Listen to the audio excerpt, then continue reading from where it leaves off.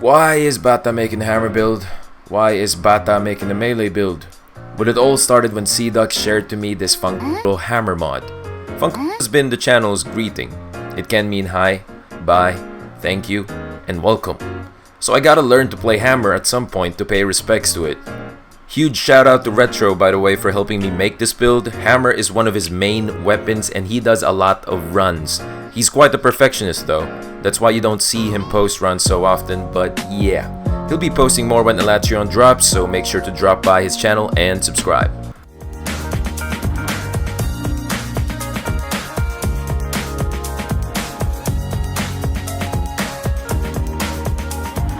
So I'm a range player. I completely suck when it comes to melee, which is why I need a set that can take on a beating and still deal damage at the same time. Luckily, I have Retrou to brainstorm with me in creating a cheese hammer setup.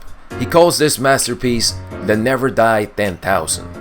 I call it the Bata hammer build. We will be using the Safi hammer for this one. Have it awaken with ×2 sharpness 5, ×1 Lunastra essence, 1 attack 5, and 1 attack 6. Now it's up to you to change up the element. We made this for Alatreon, that's why we went with ice, but you can easily swap this out with another Safi hammer of your choice. You will have 100% affinity on the tenderized weak spot, have purple sharpness, health boost 3, flinch free, divine blessing 5, and tool specialist 5. The beauty of this build is that you will always have mantles active. Because of tool specialist, you can rotate between dragon proof and glider mantle throughout the whole Alatreon hunt and not worry about getting stunned when you get hit because you will have stun resist level 3 with mantles active.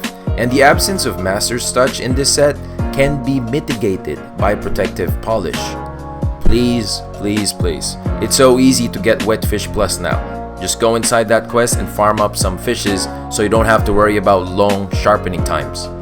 Augment the weapon for 1 attack and 1 health augment. So this Never Die 10,000 set is made that you can tank the monster's hits and still live and continue on the fight. It's made so that you can get accustomed to the monster's attack patterns and also dodging the monster's roar. It's like you're playing the game technically the TA way, but it's hard for you to die. Now if you want a more Unga Bunga version of this build, here's a version wherein you mantle swap between rocksteady and glider mantle. Almost the same as the last build, but I've added a little something here. When rocksteady is active, you will have recovery up level 3. You have high defense with divine blessing 5 and mega life steal. You can tank the monster's attack and gain life right after you hit him with your hammer. When rocksteady isn't active, you can do protective polish and still have stun resistance level 3. Cheesy as can be. But of course, not all players are as bad as me in melee, so Retrou shared to me his set he will probably be using when Alatreon drops. Here it is.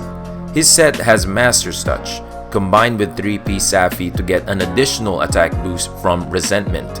He also makes use of Agitator and attack to squeeze more damage. It's 100% affinity on a tenderized weak spot. Evasion Mantle and Rocksteady are his go-to mantles when it comes to playing hammer. He places 2 Divine Protection Jewels on Evasion, hoping it will proc when he messes up an iframe, and places Blight Resistance on Rocksteady to not give a damn about blights when he is hard as fuck. Thank you for watching. Once again, don't forget to visit Retrou's channel and subscribe. Catch me on Twitch. I stream at least 3 times a week and sometimes more depending on my work schedule. And join our Discord too.